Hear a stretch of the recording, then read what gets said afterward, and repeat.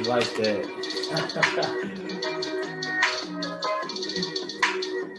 Woo! What's good, everybody? Welcome to the Pull Up Show. My name is BJ Matthews, aka B Jizzle. Before we get started, follow us on the YouTube page, the Pull Up Basketball Podcast. Like, share, subscribe. All of our YouTube videos. Hit that like button as y'all come in here. Hit the share, the subscribe as well.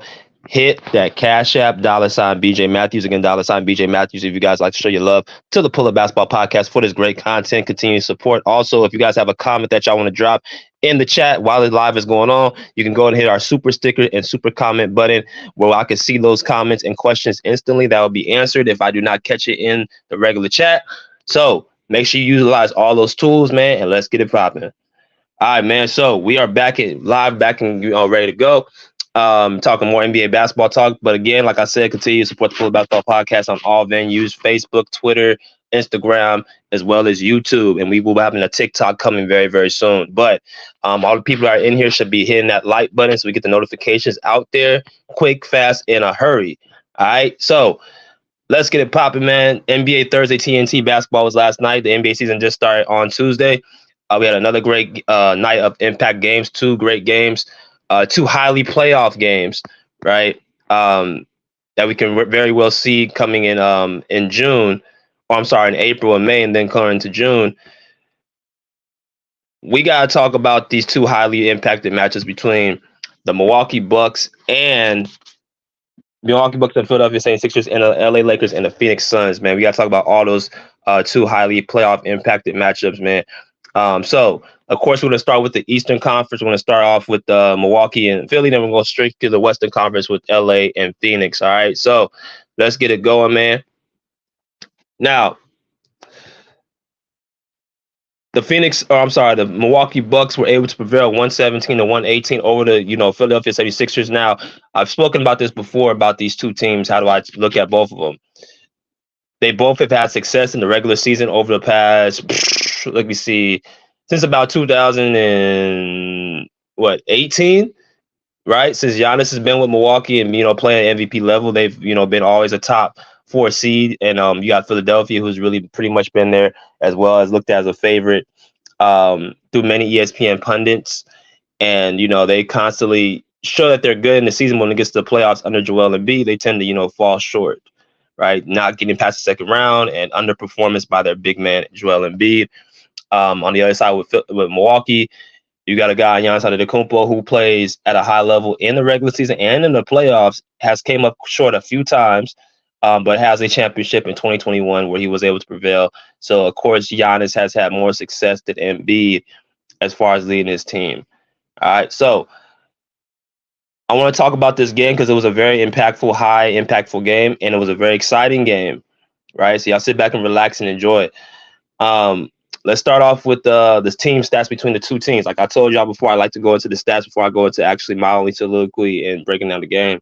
Now, they both shot around 50% from the field, and they shot 45% for Philadelphia and 36% for Milwaukee. So tentatively, they shot the ball pretty well as far as from the field, as far as NBA standards are concerned. Now, from the free throw line, they did not. 67% from the Sixers and 69% from the Milwaukee Bucks.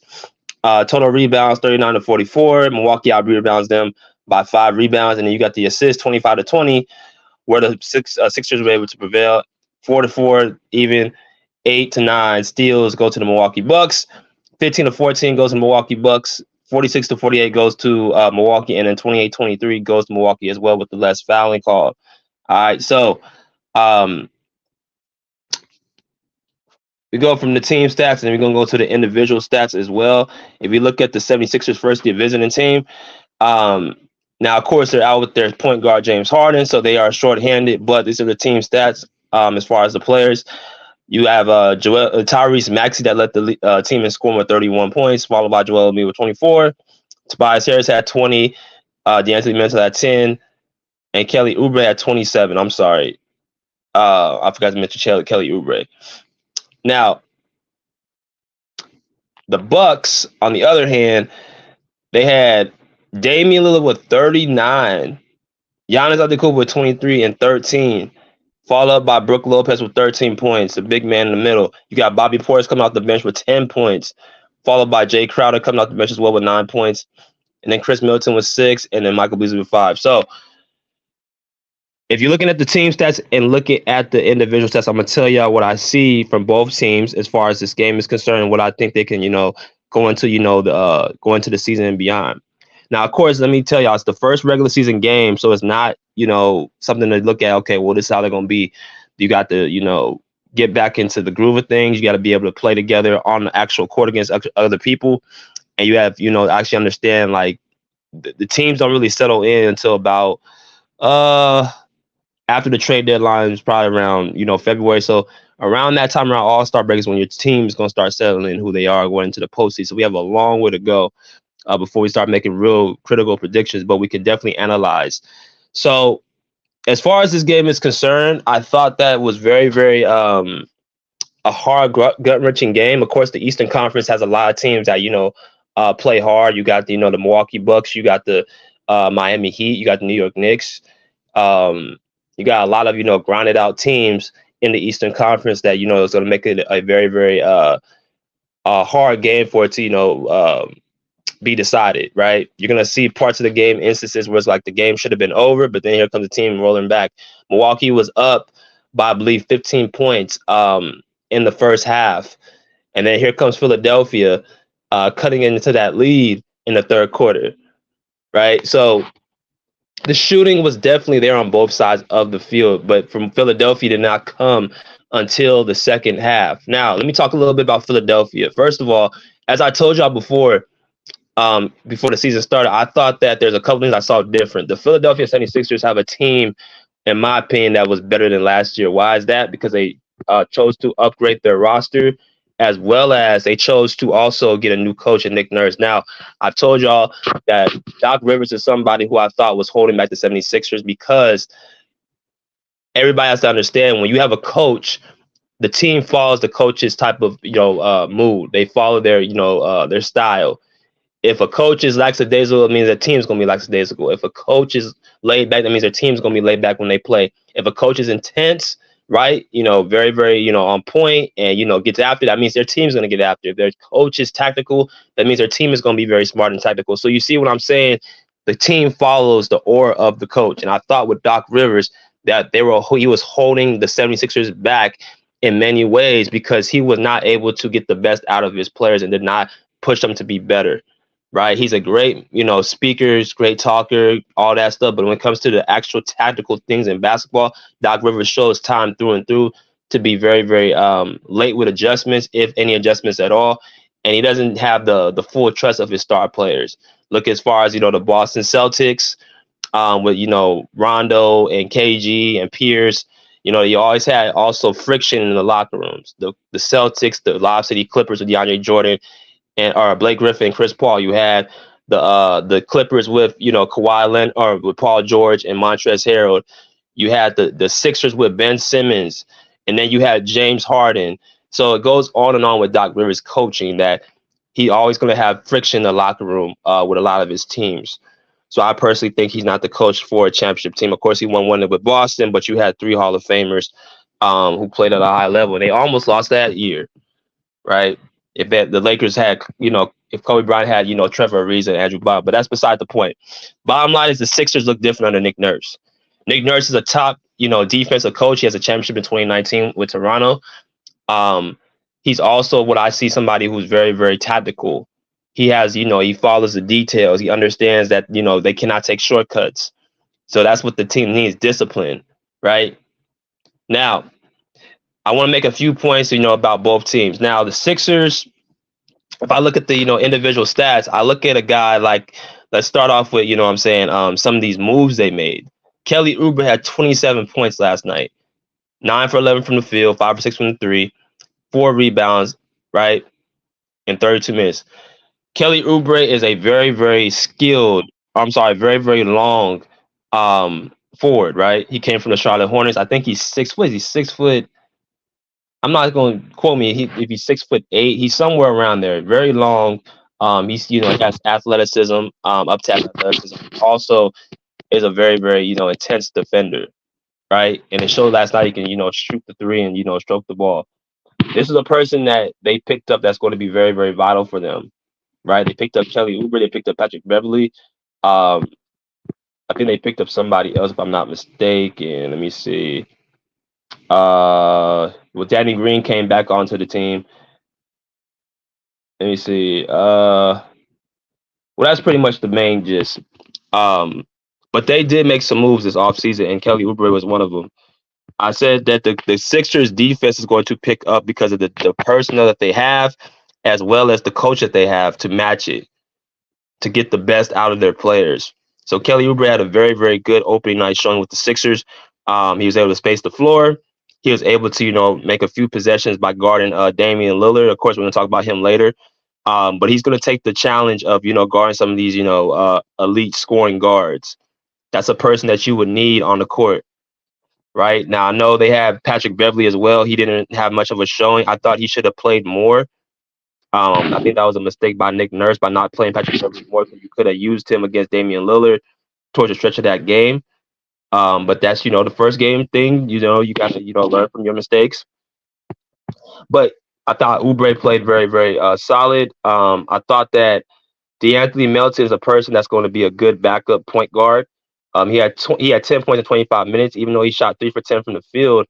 I did like his energy on the court. I did like the fact that he was guarding Damian Lillard in possession. I did like the fact that he has chemistry with Joel Embiid and Tyrese Maxey and, the crew last year, right? I like that. I like all of those things that, DeAnthony Melton brings. Um, you know, some of those guys who was returning, like, PJ Tucker, um, he's at a point of his career where it's not about points. It's about who is he going to stop, right? He takes the challenge of guarding Giannis many a times last night. Even though he had 0 points in 26 minutes, you have to watch the game to see his impact, his leadership, how he lights a fire under his team. And because of PJ Tucker now having some dogs with it, I'm talking about Beverly and Kelly Oubre, that's going to jumpstart their star players as well, right? Some very, very gritty, vets that's going to actually put a fire under guys like Joel Embiid. And we'll see what happens with James Harden when he comes back. But that's what PJ Tucker's role is at this point. You had Tobias Harris, who I was very impressed with. He had 20 points with 37 minutes and 8 for 9 from the field, right? Very efficient starting off the game as well. Scoring the ball. Now, I've heard about Tobias Harris. He's, known as being inconsistent. Watching Tobias Harris last night, he has some good, qualities to his game. He has some good size. I think he's 6'8". Can stroke the three, of course. He can get to the mid range, he can get to the post, he can post you up if he's a bigger player than you. I thought he definitely took, high quality shots. He shot about 90% from the field last night. He got rebounds. He had pretty much an entirely as good as a game as you could have. I thought he was the second best player on the court last night offensively. Even though Kelly Oubre had more points, I thought, Tobias Harris, he had the most complete game throughout the entirety as far as offensively. So that's them. Now, let's look at the last two players. You got, and make sure y'all smash that like button as y'all come in here. Smash that like button, smash the subscribe as well. Let's talk about the last two players. You got Tyrese Maxey, who came out to play with 31 points. Now, here's my thing about Maxey. I have a friend, a very good friend of mine who I played basketball with, who knows Tyrese Maxey because, he grew up in the city, which is Dallas, Texas. If y'all go look him up, Tyrese Maxey went to South Garland High School in Dallas, Texas. Go look him up. My friend, is very good friends with Tyrese Maxey as well. We talked about this about a couple of seasons ago. He said this kid's going to be, next, right? Of course, he's been in most improved talks and he's been in most improved player discussions. And I think personally, if you look at Tyrese Maxey, he's a player. As y'all come in here, make sure y'all let me know y'all in the comment section as well. We have over, 15 people. Should have, comments in the comment section. If y'all want to come in here and, show y'all love. But as I look at a guy like Tyrese Maxey, man, he was telling me that he should get the keys from James Harden, right? as y'all know, James Harden's, this whole fiasco with him and, him showing up to, the airport the other day and being told that he cannot come on the, flight because I think they want him to train and ramp up for the season. There's a lot of inconsistency there with James Harden. But with Tyrese Maxey, he's a young, up-and-coming star point guard who doesn't have all that, chaotic stuff going on. He told me that he thinks Tyrese Maxey needs to get the keys from James Harden, and they should allow him just to play as a starting point guard. And they should get ready to make that transition because Harden is on his way out the door. They need to focus on it. Maxey, to also be with Embiid. Last night I saw Maxey definitely look better than he did last year because you have a guard. One of the problems I had a problem with Maxey, a couple of years ago, and even some last year, that he got a little bit out of control and sporadic, missing layups, going too fast, full court, and not choosing to, pace himself. And his speed is definitely elite speed, but he didn't have the ability to pace himself and really show that he could actually control the tempo. That's no longer a problem with Tyrese Maxey, right? He's a guy that actually now can go up against a lot of these star, point guards. He went up against Damian Lillard last night and actually showed out. Held his own, 31 points and 8 assists. He did not shoot the best from the 3-point line. He shot 10 for 22 from the field goal, from the two. Played 40 minutes, so he shows he has a motor. So he played a really full offensive good game, and also defensively, Tyrese Maxey's going to give his all. He's going to give high effort, maximum effort on defense. So I like the build that Tyrese Maxey comes to this team. He doesn't have any real distractions. You never hear nothing about him off the court. He just comes to work and plays hard. He develops every single year. So they need to start rewarding Tyrese Maxey the rest of the season and down the line that this is going to be their starting point guard. And I think Nick Nurse is going to do it. Now, the last person I want to talk about before he transitions to the Bucks is, of course, the Sixers big man, Joel Embiid. As y'all come in here, smash that like button. All right, my man Bruce, what's good, my guy? Good morning, listening. Yes, sir. We're starting a lot of these lives a lot earlier. For all these games that are televised, y'all, I will be doing the lives the next following morning, right? I will not be doing them, late, unless it's like, I'm coming home from a Clipper game and I want to just kind of get on. Most of the lives are going to be done in the morning. Steven said, free LeBron from men's restriction.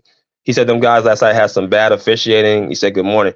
All right, so let's talk about this right here. Joel Embiid. Look, obviously Joel Embiid, MVP last season, a player that, is looked at as one of the top 5 players in the NBA, according to most NBA pundits and experts, quote unquote, hosts, analysts, things of that nature. Now, of course, I don't put him top 5. I put him right outside of it. And people may ask me, why is the MVP outside? Because the thing about the MVP, he has to show up in the playoffs. And I think Embiid struggles in the postseason, right? So the way I look at Embiid is a player that has all the tools, has the size, over 7 feet. They list him at 280 as far as his weight, but I've heard he's around closer to 300. So you have the girth, the size, the athleticism for a big. He has also the shooting touch as well as the skill set as far as handling the basketball on the rock, which is, we haven't seen in years, probably ever, that size to be able to, have those type of skills from shooting and, dribbling the basketball. He's a very average passer, and we're going to talk a little bit about why he's average going through that game last night. And he also is a very good defender. As for all defensive teams, I believe, he's known as a two-way big man, even though he can be better. My analysis of Embiid is basically from last night is he still needs to learn. For all the tools that he has that's positive, there was instances in the game that he kind of fell and drifted off. Of course, he had a slow start in the first half, but he came alive in the second half with a couple threes in the third quarter. He had, got some free throws in as well. A few mid-range shots as well in the fourth. My analysis on Joel Embiid is simply just this. If this man ever learns how to utilize his dominance and size, bro, it would be an issue for anybody he matches up. He's already an issue as it is, as far as, punishing defenders. making them pay, off the screen and roll with Maxi or Harden or his shooting touch or getting to the. He has all those tools, but he doesn't post up enough. He doesn't use his size and his girth enough, and he also at times will not take that extra length to win the game when he goes up against somebody who will, like a Giannis Antetokounmpo, like a Jimmy Butler. Um, those guys will go an extra length. That's why it's so pivotal that Patrick Beverly and PJ Tucker are there with him because Embiid needs a jump start. Now, crazy as it sounds, he needs a jump start to be able to go at that level and go at that length, right? Um, Let me also say this: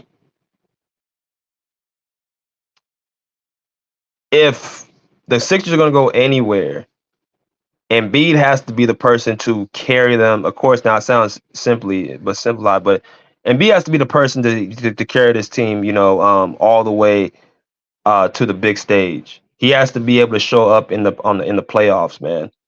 No more of these low teen scoring games, just being there, being available. It's time for Embiid to get that same heat that we've given Ben Simmons, James Harden, if he does not show up on the big stage. Because he is too ultra talented. I've said this before. When he faces Nikola Jokic, watch these games when he faces Nikola Jokic, and B usually be the one on the upper hand. He usually goes at Jokic and dominates that matchup, typically. Right? So if you can do that against the best center in the league, why can't you do that with other guys who are not as good as him? That shows me there's a lack of seriousness when it comes to Embiid. And there's a lack of IQ as well because last night there was some pivotal turnovers he had. One of the weaknesses Embiid has is that he does not pass well out those double teams. As a star player as himself, he's going to have to deal with double teams all the time. And there was instances in that game where he would be posting up or he would be just simply on the perimeter dribbling the ball and make a bad pass. See, that's one thing Jokic doesn't struggle with. Jokic is a fantastic passer. He's going to make you pay for doubling him. He makes you think twice about doubling. Joel Embiid does not have that skill set. I'm not saying you have to be Jokic, but understand that you got to be able to have the IQ to read and pick the defense apart with your passing, right? So I thought that those instances kind of like allowed him the Sixers to lose that game, but nonetheless, um, the Sixers, I like their team. I think the Sixers have a lot of things to work with. I think Nick Nurse is the perfect coach. I also think defensively that they're better than they were last year. So it makes a difference on the coach that you have, right? But as the Sixers, let me go over to the Bucks, who were able to get their first win of the season. Let's go to the Bucks side real quick, and I'm gonna go to the next game. As y'all come in here, hit that like button, man. Hit that like button as y'all come in here. We have over 20 people. We have over 20 likes, right? He said health is a part of being consistent for your team. What's good, Coach Dude? How you doing, brother? The realest, salute, my man. How you doing? Herm, salute to you too. Even though you you be capping as it is. Yo, I'm gonna talk about the team that you got your money on, nigga. They didn't look too good last night. They didn't look too good. Both teams, as a matter of fact. But let's go to the Bucks. Listen, from what I saw, there's a few things that I saw. The main issues of concern from the people who look at the Bucks is, of course, their defense and their depth, right? If you look at their depth and their bench, that's the two main concerns of a lot of people with this team, right? So if I look at their role players, no one outside of Bobby Portis had double figures off the bench, and they had low double figures. And you had Jay Crowder who had 9 points. Now the Bucks got a new coach in Adrian Griffin, right? Who is definitely trying to figure it out, trying to implement, his, rotations in his offense and his defense and things of that nature. That's what he's, choosing to figure out. I saw that last night. Um, their offense simply was just give the ball to Giannis, give the ball to Dame Lillard off that high screen and roll. pull up from threes and occasionally kick it out to the corner shooters like Pat Connaughton or Brook Lopez or uh, you know, Bobby Portis, players like that. That was the goal of the Bucks last night in their offense. Their defense, I saw there was a surge. Like I said, right before the halftime in the second quarter, the Bucks, busted that lead open by 15 points. And ironically, Giannis Antetokounmpo was on the bench. It was Dame Lillard. It was Marshall Beachum. They had Jay Crowder out there. I want to say Brook Lopez was out there, and Pat Connaughton was out there. That was the crew that they ran with. Now, I want to talk a little bit about a few things. First of all, offensively, I gotta see Chris Middleton on the court, man. They're choosing to have heavy minutes restrictions on Chris Middleton right now after coming off a knee surgery this offseason. He played 16 minutes and he had 6 points. I have to see Chris Middleton get more burn to really judge their offense. Because Chris Middleton, he is going to be the one that's going to adjust the most. It's not going to be Giannis, it's not going to be Dame, it's going to be Chris Middleton.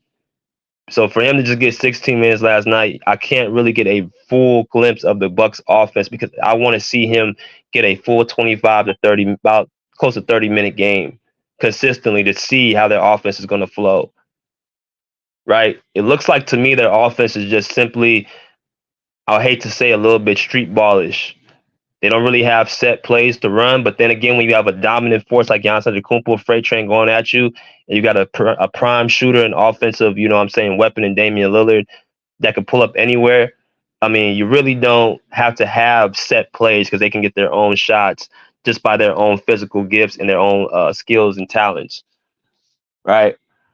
So that needs to be. I need to see that, and I also need to see. I need to see what his rotation is going to be. I saw some good things and some good players that came in that brought a lot of energy, starting off with Jay Crowder. Now, Jay Crowder, ever since he left Phoenix, has been trying to find his role with the Milwaukee Bucks. But I thought last night kind of showed that, this coach is going to actually give Jay Crowder valuable minutes. He had 27 minutes last night. He shot 3 for 4 from the field. He had 9 points as well as 4 rebounds. Crowder is a player that has experience. He can spread the floor. He's somewhat of I wouldn't say a very, very great defender, but he is, solid. He's average, right? He will get after it. He is scrappy. So I think the Bucks can use all of that, to, definitely help out Dame because that's their weak link on defense. I think there's going to be games that Jay Crowder might even start. Right? I don't think he started last night, but there's going to be games that he starts. Malik Beasley had 31 points and he had 31 minutes and 5 points. Of course, that's not what we want to see, but he had 4 shots. So if Malik Beasley is not hitting shots, he's not playing defense, there might be games that you might have to sit him down and let Jay Crowder start. That's why I'm starting to think. I think that you probably should bring Jay Crowder in the starting lineup and put Beasley on the bench because reality, you can put Chris Middleton, slide him to the 2 and put, Jay Crowder at the 3, put Giannis at the 4 and put Brook Lopez at the 5. I personally think that Beasley needs to come off that bench, right? Because you'll have more shooting on the court as, you get off of, Lillard or Middleton in that second unit, and you'll have more size and more defense. That's one thing I saw. Another thing that I saw, Beachum and Pat Connaughton. I like Beachum. I think he's upcoming, nice little piece for the Milwaukee Bucks. He's young, but he's gonna have to get more playing time. To kind of get more used to the feel of the game. He had some good plays down the stretch of the end of that half in the second quarter. Brings a lot of good energy, right?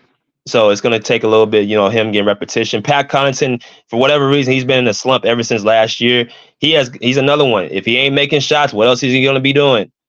So again, this goes into their bench, their depth. How would I grade Milwaukee's bench? I would grade him as a C. But to me, that's not an excuse because you still have 2 prime players in Giannis and Damian Lillard, and you have a very, very good center who can space the floor, and Brook Lopez. Now, let me talk a little bit about Brook Lopez as well. Um, One thing I notice when people say he's getting older, I definitely see that. Um, he moves a lot slower. He's more sluggish. He's more so a player that can space the shot and hit three point shots. He's known to protect the basket, but I mean, even with him, and still, it's still not going to be something where he's doing it every single night. So I think Brook Lopez is it, their front line with Lopez, with Bobby Portis, with Giannis, when Jay Crowder, those guys when they come in the game, they're going to have to really be able to hide their wink link like Damian Lillard on defense, like Pat Connaughton on defense. Cameron Payne only got 9 minutes, so we'll see what happens with him. Um, I guess because Dame just had it cooking all last night that they didn't really need Cameron Payne too much. But I think he'll have some valuable play, especially in the postseason, or if Dame even sits out for games. I think Payne will get some time. So I think the Bucks have a C bench. Their role players are been around for quite a while, so that's going to help carry from here on out. But let me talk about the two stars, and then I'm gonna get over to the next game. Let me talk about first Giannis Antetokounmpo. Now, Giannis, of course, has had a very, very interesting offseason. Shout out to my boy Rick for speaking on this last night. If you guys have not saw his video last night, go check it out. He had a lot of good points on his live. Giannis, throughout the whole offseason, you can kind of somewhat say held the Milwaukee Bucks hostage. Basically, putting their feet to the fire, saying, "Look, if you don't get me this, then this is possibly going to happen." And he was referring to the makeup of the team. Of course, the Bucks lost to the Miami Heat last year in the first round, 4-1, and that somewhat made it, a thought on Giannis's mind all off season that there needs to be change. And they definitely got the change that it looks, I guess, Giannis was looking for, because the player that he actually spoke on very highly was Damian Lillard. He's been high on Damian Lillard for the last few years. Picked him first for the All-Star game this past year. Has glorified over his habit to close games. So there's been a lot of things that Giannis kind of demanded. He signed a 3-year deal extension with the Milwaukee Bucks, so it looks like the Bucks made a move that made Giannis very happy. As far as his game goes last night, I mean, Giannis is going to be Giannis no matter what. The point forward, when Dame is not playing, he's out the game. He's going to be the interior force when Dame is in the game. Screen, for Dame, and he rolls to the basket, and he looks to score. Like it's Giannis is going to be him. Now, of course, one thing that people say Giannis needs to do better is shoot the basketball. Stan Van Gundy said this last night, who's a brilliant basketball mind. It's not about him being able to shoot better. He needs to be able to make free throws. Again, I think he was at 1.2 for 6 from the free throw line, or 1 for 6 from the free throw line at one point. I lost count how many free throws this dude made. It's amazing to me that this guy has still struggles at the free throw line. That's going to hurt the Bucks down the stretch of games. And this is why I truly believe he looked at Damian Lillard and said, I need him on my team. Chris Middleton, he's been in and out the lineup with injuries. That was supposed to be their closer, but now since he's inconsistent now and he's trying to get back into the swing, he said that he needs to say, let me go ahead and get Damian Lillard, even if it means sacrificing my guy into Jrue Holiday. Right? So, I mean, I ain't too really concerned about Giannis's feel like he's going to be himself no matter who's on the court. He demands that amount of attention. Even last night, he only had 23 points, shot 10 for 22 from the field. He had 13 rebounds. This was considered a bad night for Giannis, right? It's considered a bad night. All right, let me go ahead and go over to the next person. I'm going to go ahead and go to the next game. Look at some of these comments. They're talking about the games between the Lakers and Suns. I'm going to talk about that next. But let me talk about the big guy who had a big game last night, and that's Dame Dollar, right? Showed out with 39 points, man. And also not like 39 points that was just, whatever. It was a 39 points that actually he hit key shots, and towards the end of the game made a lot of, big free throws as well.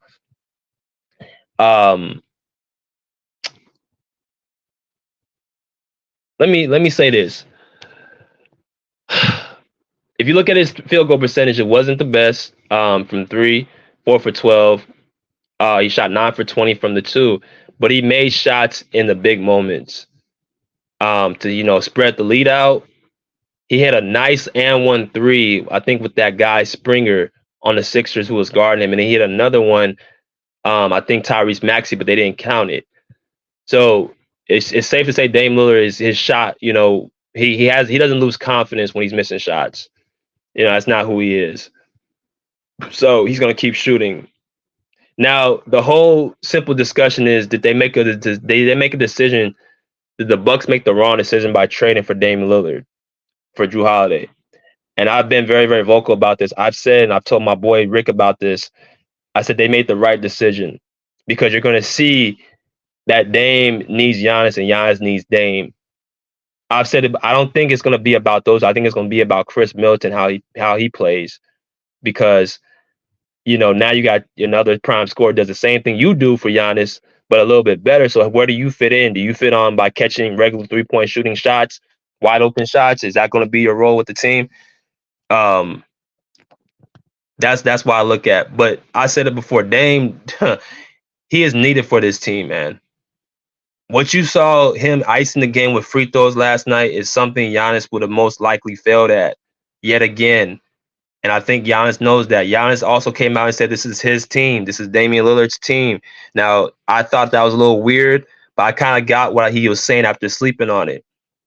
He said in order for the Bucks to succeed, Damian Lillard has to be himself. He cannot be in his head saying, well, whose team is it and when do I take the last shot? Giannis has opened his home to Damian Lillard with open arms. So there's no confusion. You're going to get your numbers. You're going to get your shots. What can I do for you to make your job easier? And I think that's a note of self-awareness from Giannis. Some people may say it's a way of, taking the pressure off of himself because he doesn't want it. Okay, you can say that, but the end goal is to win a championship or be close to winning a championship. And so now that Dame has the best player he's ever played with, a guy who can get him open, he doesn't have to shoot so many contested shots. It's going to be good to have that on your team, right? It's going to be good to have another player that's going to be able to command attention so I can get open for a change.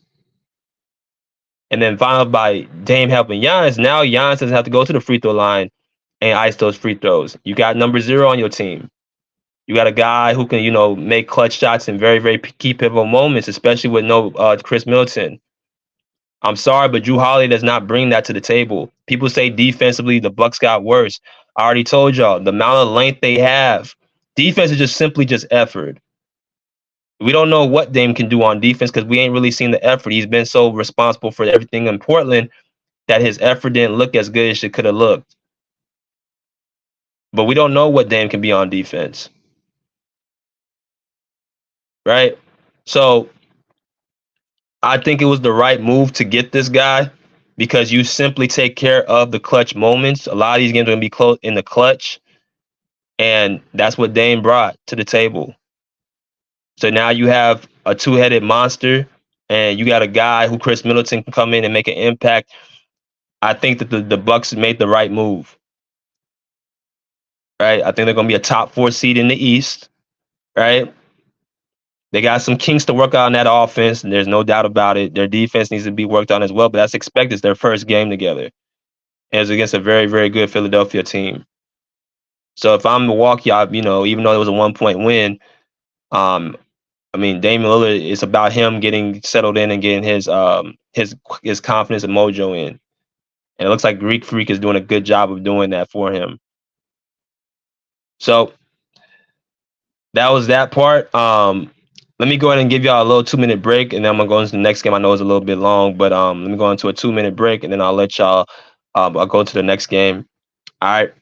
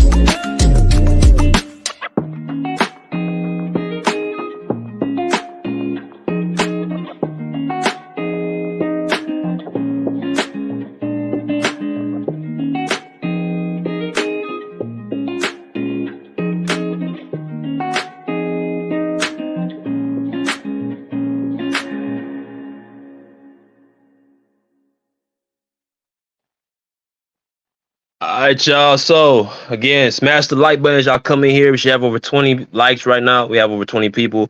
Hit the share, the subscribe, hit the Cash App if you guys enjoy this content. If you guys want to have a question answered or a comment posted, make sure y'all hit that Cash App, man. If I do not see it as I'm doing my soliloquy.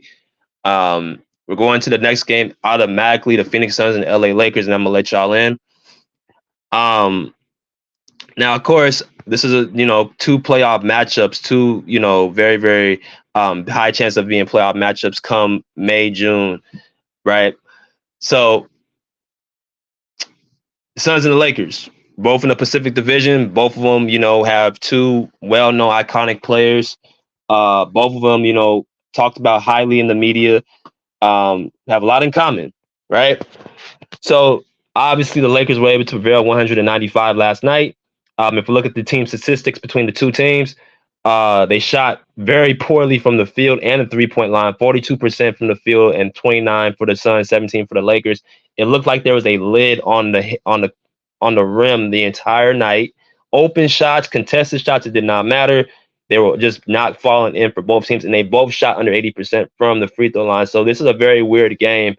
I wouldn't say too much for the Suns because, two players were injured in Booker and Beal. But for the Lakers, who, for all intents and purposes, usually is able to spread the floor and shoot the ball well, now they got a few shooters on the team. And also you got, the driving of LeBron and, Anthony Davis. You expect him to dominate because he's not dealing with Jokic. It's amazing how bad they shot from the field, and they followed up by the free throw line. Right, free from the rebound standpoint, Suns beat the Lakers 49-42. Lakers, able to outdo them in assists 24-16. Blocks go to the Lakers 7-3. Steals go to the Lakers 14-7.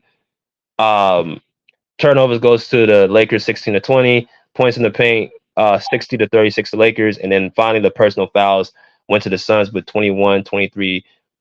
They had less fouls. Now, a few things I'm going to talk about. Let's go to the Suns now.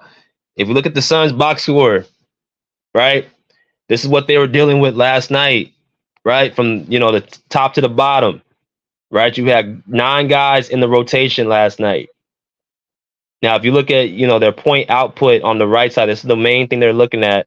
You had KD with 39. You had Eric Gordon with 15, followed up by Josh Goodwin with 14. Okogie with 10, and then you had who else you had? Yusuf Nurkic had 4 points. That is not good. And then you had Grayson Allen with 6. So from a point standpoint, this is a thing that's going to hurt the Suns if they do not have Bradley Beal and Devin Booker. I'm going to talk about that in a little bit. But and speaking about the Suns, what happened with them? Now, they got off to a very, very solid start. They were able to prevail with the Lakers, throughout the entirety up until like pretty much the middle of the fourth quarter. And then they let them back in the game. The game kind of turned in that fourth when they took Kevin Durant out. And I want to say the Lakers went on like a 11-0 run or something of that nature, where the Suns did not be able to score during that run. That's really what busted the game wide open, because until that fourth quarter and they took KD out, the Suns were actually, be able to prevail. But the man played 39 minutes, so he needed somewhat of a little bit of a rest. KD's 35 years old now. He's no longer a spring chicken, right? So the Suns, that definitely was a weakness exploited. They cannot score unless they got those three guys on the court: Bradley Beal, Devin Booker, and KD. I do not know why Devin Booker didn't play. I know he had a toe injury. I don't know how bad it is, but he looked very good against the Warriors the other night. So I guess it just shows how, his pain tolerance is pretty high. But basically it was just, a situation where the Suns had no offense. They were struggling to make shots. That was another. They could not hit open shots, and they were depending on KD to, kind of handle the pressure. Now, let me talk a little bit about some of the role players. Grayson Allen should not be starting. I'm sorry. Grayson Allen should not be starting, right? He should not be starting at the 2 position. Because again, he is a player that for years has been known for being a dirty player, and he's not a great offensive talent. He cannot hit open threes on a consistent basis, man. He's very streaky. Because you gotta look at it like, if he's using his energy to play quote unquote defense on the other end, his shot's gonna pretty much suffer. Right? Eric Gordon took 16 shots last night. Josh Goodwin took 15 shots. They had a lot of turnovers. Their offense needs work because they had a lot of turnovers. They could not, hold on to the ball, especially in the fourth quarter when KD was out. So that just shows me they don't have a bench really to compete. Or to look like they have a bench, they got to have all 3 of those guys, or at least 2 of those guys on the court at all times. They cannot afford to have both guys out and then KD is not playing. He's sitting out for rest. They're going to struggle. That league decreased so quickly. I turned the TV off for I swear 2 minutes, and then here comes the Lakers on like a 7-8-0 run, just like that. That's a problem. Their depth is going to be a problem against teams that really, really are very, very elite, right? That's why this whole, that Devin Booker saying nobody can guard us. Well, it looks like y'all can't guard nobody else either. Because for all intents and purposes, if you can't score, and I'm talking about the bench for the Suns, you got to be at least able to stop players, stop people. And what I saw last night, the Lakers were just missing shots. But then again, the Suns were not, being able to hold on to the ball and take care of the basketball. So they got to fix that bench. They got to fix that offense. I do, like I said, like the coach. I like, Frank Vogel as their coach. Very high experience, and he's also a very, very, good X's and O guy on defense. He won a championship with the Lakers. He's been to 2 conference championships with the Pacers when they had Paul George. So he's a good coach. So I think they have the right coaching methods with, Frank Vogel, but they got some things to clean up. As y'all come here and smash that like button, let's go over to the Lakers side. All right, so if I look at this box score right here, you got the points. As far as the point output, they were pretty spread out, even down to the bench. They had a 10-man rotation for, the Lakers, which I thought, was, appropriate. I thought that, 9-10 rotation right now is a good amount of players getting, good minutes. As far as their bench is concerned, man, like, there's a few players that I really want to highlight. It looks like the Lakers, I don't know if they choose to, keep this starting lineup in. But the thing with the Lakers is there's a lot of shakiness. There's no real consistency, right? When one player plays bad, it's let's trade him or let's bench him or whatever. Or, Darvin Ham is, too much in his head trying to overthink, who to put in the game. It's no real consistency for the Lakers, right? He's still trying to figure out who's his starting line. They brought in, Gabe Vincent, they brought in Jackson Hayes, they brought in Cam Reddish, they brought in Christian Wood, they brought in 5 guys, Taurean Prince, from this offseason. So there's going to be a lot of experimenting from Darvin Ham, who's a second-year coach now. But from last night, we saw, Taurean Prince obviously 0 for 5 from the field, 0 for 1 from 3, had 0 points. Of course, after coming off an 18-point game in Denver, I still believe in him. I still think that he's, going to be able to, come off and shake that off, later on, as the season progresses. Cam Reddish, oh, I'm sorry. Yeah, Cam Reddish had 12 minutes. I'm really interested to see how Darvin Ham uses Cam Reddish from here on out, because if you're going to tell me that he's going to be a person that you're going to use and you gave him 12 minutes, I'm just interested to see, because this is I think his second team after the Hawks, where he got minutes, went to the Knicks, and now he's with the Lakers. I'm sorry, he's with the Blazers, now he's with the Lakers. I got to know what they're going to do with Cam Reddish. I personally think there's going to be games he should be starting over D'Angelo Russell and letting Austin Reeves run the point guard position. It's all about Cam Reddish just getting an opportunity and letting him play, right? You got to get big. When you play better, bigger teams who have more size, you're going to have to be able to use more length, right? So I think Cam Reddish, I'm be interested to see how Darvin Ham uses him. Christian Wood, the more I watch Christian Wood play, the more I see a guy that's like, he's like a spark plug. Like, everybody was speaking as far as the Laker fan base. A lot of people were saying Christian Wood's going to be this, that, and the other. Of course, I don't see that even in the first two games. I see a guy who is never going to get to the level he wants to get to because who's playing in front of him, as well as I don't think Christian Wood's IQ is high enough to be able to withstand in high critical games. He had 10 rebounds last night, shot 2 for 7 from the field, 0 for 2 from the 3, had 7 points. I just think he's just going to be a regular basic role player.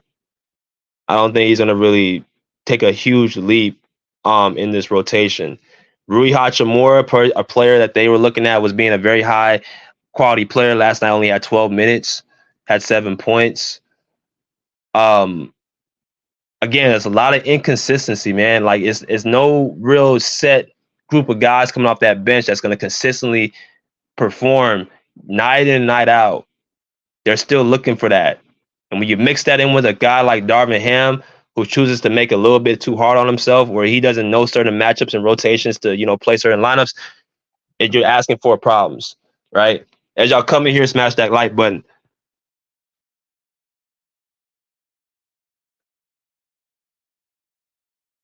Let me go into some of these comments. Stephen Torres says Darvin Ham going to mess with rotations all season. See, that's part of the issue. He shouldn't have to. He shouldn't have to. You should, first of all, even the other game that I saw when they played the Nuggets, I'm looking at that. I'm like, bro, you have two undersized players in the backcourt getting picked on and not being able to score on the other side. That should be hint, put some length on the court. You can't have D'Angelo Russell, who does not attack the rim, and Austin Reeves, who do not attack the rim, against very prime defenders or, very long athletic defenders on the court at the same time. It's a double negative. Put Cam Reddish in, put some length in on the court. Put some guys who ain't going to get picked on defense and can actually, at least attempt to get to the basket. Right? So, yeah, I mean, that's a problem for them, for the Lakers. He said Rui and Reeves going to get more minutes. D'Lo is gone by the deadline. Yeah, Rui should be in the rotation for sure. Even though I like Rui's makeup, I like his energy, I like what he brings. And Reeves is obviously going to get the minutes that he needs. He said Cam Reddish can't pass the ball, bro. He don't have to pass the ball. He's not playing point guard. I need to see Cam Reddish. Like, I saw him with the Atlanta Hawks. I saw him. He can score the ball. He can shoot the ball. He can spread the floor. But they got to give this man an opportunity to play. They can't keep giving him 10, 12, 8, very low minutes. They got to give him an opportunity. The same opportunity they're giving D'Angelo Russell, who's just showing yet again that he's not able to cut it, is the same opportunity they should give Cam Reddish. Right? He don't need to pass the ball. Steven said D'Lo better not be gone because Gabe Vincent sucks. I've told y'all about Gabe Vincent, man. I said this before. I said Gabe Vincent is not going to look the same with the Los Angeles Lakers. I told it all the time that the Miami Heat did not lose Gabe Vincent. Gabe Vincent lost the Miami Heat, and he doesn't suck. He's more like a lot of the players in the league. They thrive off of a system.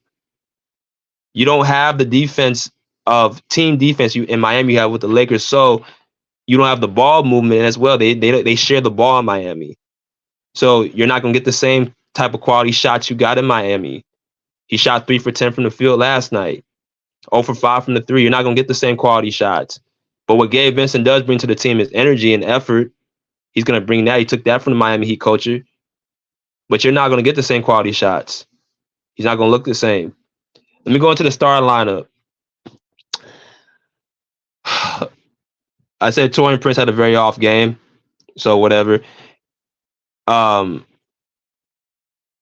Main said, salute BJ. How you doing, bro?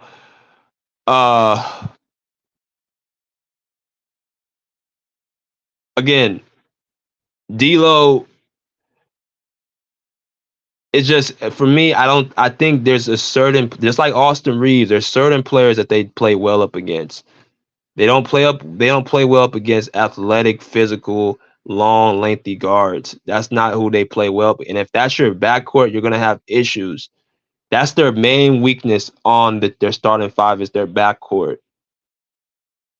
Right? It's not their front court. It's not their stars. Oh, it is kind of their star player, but they pretty much check the boxes off everything else. They got, guys who can stretch the floor now. They got tough defense when Jared Vanderbilt comes back at that position. It's mainly the guard play with the Lakers that's the problem.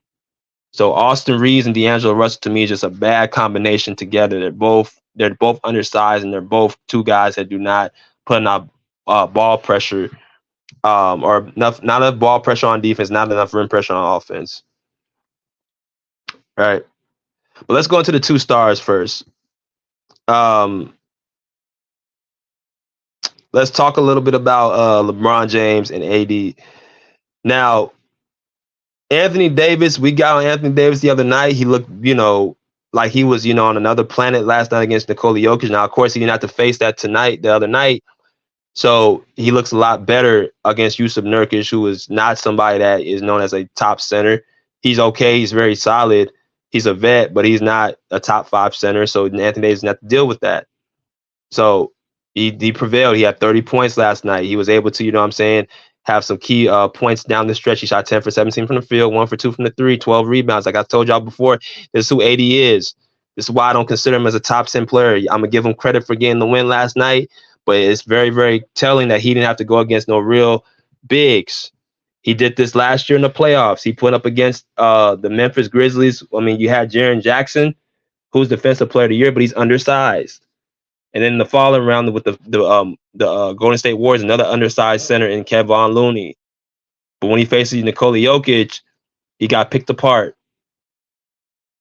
So I'm looking at this performance by him as like something he should do. But I'm going to say this also, the Lakers it could have went either way. The Lakers almost lost that game last night. So I'm not sold on Anthony Davis. I've told y'all he's, like my boy Rick said, he is a timing belt. He's good for 2 weeks and then his timing belt goes off. He's good for another week, his timing belt goes like that's who he is, man. You see it time and time again. It's just like he gets paid to play well, extraordinary for a game or a stretch of games, and he gets paid to not play well another stretch of games. Like it's so inconsistent, it's crazy. Right? So good game by Anthony Davis to see how he continues. Now, KD and LeBron, this is obviously their first time playing up against each other, I think, since 2020? The last time they played against each other? It's been about a few years since they played. It was just crazy. KD's 35, LeBron's 38, going on 39. Like I said, with the Suns, Kevin Durant pretty much wore himself out because he had no Devin Booker, no Bradley Beal on the court. So all intents and purposes, man, it was just a situation where it was bad for the Suns, and then LeBron James was their closer, which they definitely need on the team. They need a guy who's able to close games. Um, I don't feel LeBron James can do that on a consistent basis because of his age, but he was able to do it last night. Two vital layups down the stretch of the game. Um, but when he plays like against a fully team, I just don't see him actually being able to do that consistently. All right, so y'all go ahead and go and hit that link. I know it's pretty long, about an hour, but I had to get that all out. 2 games in, about 20 minutes apiece, 25 minutes apiece. So y'all come in here if y'all want to have some talk. Y'all want to give your soliloquy on the game. Go ahead and what I'm saying. Feel free to hit that link. Let me go to some of these comments. Steven said you said replace D'Lo with Cam Reddish. D'Lo's a point. Yeah, it's absolutely, because again, Austin Reeves is a point. He can play point guard. Austin Reeves can play point guard just like D'Angelo. What's the difference? D'Lo has quote unquote vision better than Austin Reeves, but from what I saw in the playoffs and high pressurized situations, Austin Reeves took care of the basketball. He has a very good IQ as well. So I mean, I don't see the difference really by letting Reeves run the point guard and let Cam Reddish be the two. You have two quote unquote known guards who are undersized twos. I mean, Austin Reeves don't even have the athleticism to play that position, even though he's undersized. Now, this was somebody like Donovan Mitchell, who was 6'2". I mean, you can get away with that because of his athleticism and his prime scoring. But Austin Reeves don't have that. He don't have that ability. So you can't have that back in the backcourt. He also said Wood is already at the level he wants to be. He averages a double per 36 minutes in his career. No, I don't think Woods isn't where he wants to be, because if he was where he wants to be, he wouldn't have left Dallas. I think Woods wants to start on the Lakers. I think they see Rui Hachimura struggling playing these first 2 games. And I think, with Jared Vanderbilt being out and Jackson Hayes getting, inconsistent minutes and all that stuff at the forward position, there's really nobody in his way that's actually, he feels like he can, play over. Torian Prince had an off shooting night. He's going to be known for basically his outside shooting. So Christian Woods, I think he wants to start. Right. So I don't think he really wants to be where he wants to be.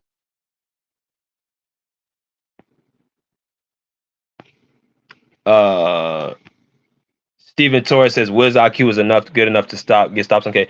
But that's the thing though. Now think about what you just said, Steven. Think about if Bradley Beal, not even just Bradley Beal. Let's say Devin Booker was on the court last night. If there was no Bradley Beal and they just had Devin Booker, now you're forced to actually have to worry about 2 prime scorers. So the Lakers had an advantage not having 2 of those guys on the court. And I was surprised how wide open that game was for the Suns at a period of time. Right? Because you looked at KD, you just looked at this dude's tired. This dude is tired, man. And they were doubling him, from the top of the key. They knew that was the only offense that they had. The whole arena knew it. The whole arena knew that the Kevin Durant was their only hope to take him home. That's how bad their offense was. Right? He said Ham needs to keep the same lineups to build chemistry. Yeah, absolutely. But that's the problem. He don't know what his lineup is going to be. He don't know when his lineup is going to be. He don't know who's going to play, who's going to sit out, who's going to be clicking one night, who's going to be off the next night. I mean, he don't know who his lineup is going to really be. Right? He said KD can't lead a team. Yeah. I don't think KD is a leader. I think he's a great offensive weapon, great offensive talent. I think that before, when he was younger, he can get away with strictly just his talent and his, being 7 feet. And he almost did it last night. It's no shot at Kevin Durant. He is one of the top, to me, 20, 25 players of all time. But it's only a certain level. There's a certain time where Kevin Durant, there was nothing you can do with him. He still has that ability at times, but now you see the efficiency going down. You see that, his first step is no longer there since the Achilles injury. Everything is, let's maybe raise up over somebody and shoot threes. The lane being clogged up the way it is. Kevin Durant, he doesn't have the same, physical, natural ability he once had. Now, I will give KD credit for this. He had a nice weak side block, I think, on Gabe Vincent towards the stretch of that game, which really kind of, showed that he can protect the rim. So I'll give him credit for that. I'll give him credit that he did, make everything he could do. He could, try to win the game last night, right? He said the Sun role player wasn't bad. They kept it close, and KD Knapp, couldn't. No. They were up in that going into that fourth quarter, Herm. The Suns role players did not keep the lead. They let the lead deteriorate, and they were forced to put Kevin Durant back in the game. Go listen to the commentary. They were saying they need to get KD back in the game. The man couldn't even sit down and rest. He played almost 40 minutes. That's how bad their offense. That's how bad their role players were last night. They couldn't score, and they had very, very bad droughts, so they couldn't stop the offense on the other end. Yusuf Nurkic getting in foul trouble with 5 fouls, turn the ball over, making bad I counted 2 plays where they miscalculated the backdoor pass, and that shows that they need more time on the court together because they're not clicking all the way. Not yet, at least, right?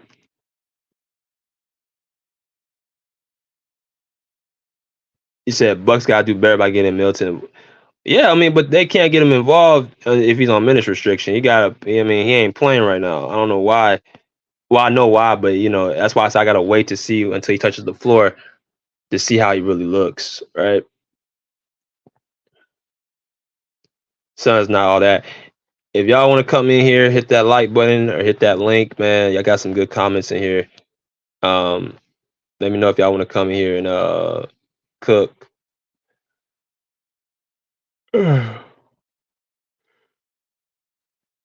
See sub. So, in looking at last night, where do y'all feel the Suns are going to be at in the playoffs? I want to hear that. I want to hear where the Suns are going to be at in the playoffs.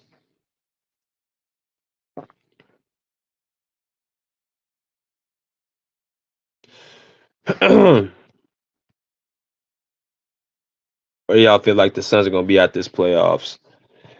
Y'all think they're going to be a high seed? Do y'all think they're going to be somewhere in the middle? Where do y'all think the Suns are going to be at this playoff? Where do y'all think the Bucks are going to be this playoffs? There's going to be a lot of stuff to reveal this season. I cannot wait. I cannot wait till the trade deadline, because that's where people are going to see, like, okay, we were missing this, we're missing that, we're missing this, we're missing that. That's going to change a lot of things for, the rest of the NBA. So I'm going to give it a few more minutes. If nobody comes in, I'm going to go ahead and shut it down. I know it was pretty long today, but that's kind of how it's going to go when there's 2 games in one night, man. I like to, break things down to the T for y'all, man. If y'all have not gotten a chance, check out some of my video shorts as well. I had one the other night of Kawhi Leonard warming up close. As y'all know, I do work for the Clippers now, so I'm able to get a lot of access to things. Also, some videos that are coming out this weekend of some stuff with the Clippers, man, that I will be posting on my, the YouTube. It's also going to be for members only, for that access, that type of content. So if you guys want certain content of what I have, up close for pregame, for postgame, for, behind the scenes stuff, please get that. Please get that membership badge, man. Please get that Clipper badge or that interview badge, man. Also, we'll be having a very, very high interview next week with a well-known reporter. Make sure you guys do not want to miss that next week, right? But nonetheless, man, let me see. It looks like we're not going to have nobody come in today. I know he did it pretty early. I know I did a pretty long soliloquy, but I wanted to get it out there. Um, if y'all have anything that y'all want to, ask about, how do you get the badges or how, what's up to coming, just put it in the comment section, man. Put it in the comment section, and I'll definitely read as many comments as I can, and answer those instantly for y'all, man, so y'all can get all the answers to your questions. And basically, this podcast right here is basically an informational channel. Yes, we do have, a lot of laughs and stuff of that nature, but it's more of a channel for, get the knowledge out there for the people, man. That's honestly what I built this channel for, me and my boy Rick, to get, inform people and get them, that knowledge that, former basketball players have, man. And we want to keep having this ball rolling, continuously roll with us, man, continuously put the content out there, continuously, subscribe and share with your friends and basketball groups and all different types of media networks, man. We definitely appreciate all the love that y'all give us, man. Well, looks like we're going to go ahead and just end it here, but hit the Cash App, hit the share, hit the subscribe. Until next time, we respectfully say, pull up a seat, pull up a chair, put a live. Peace. Out of here like swimwear.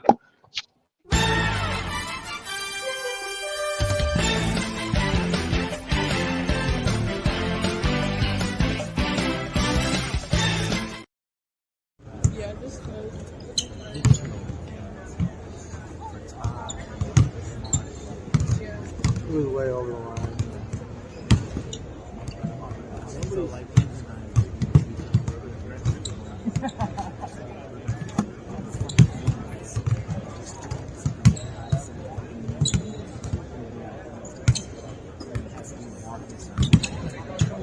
So we were at that opening spot and we saw that.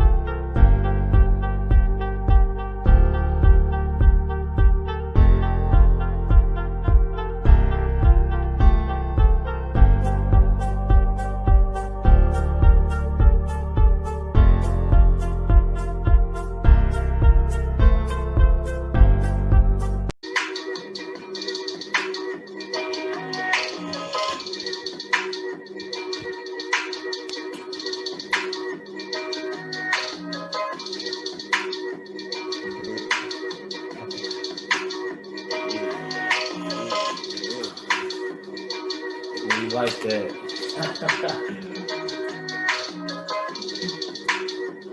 Woo!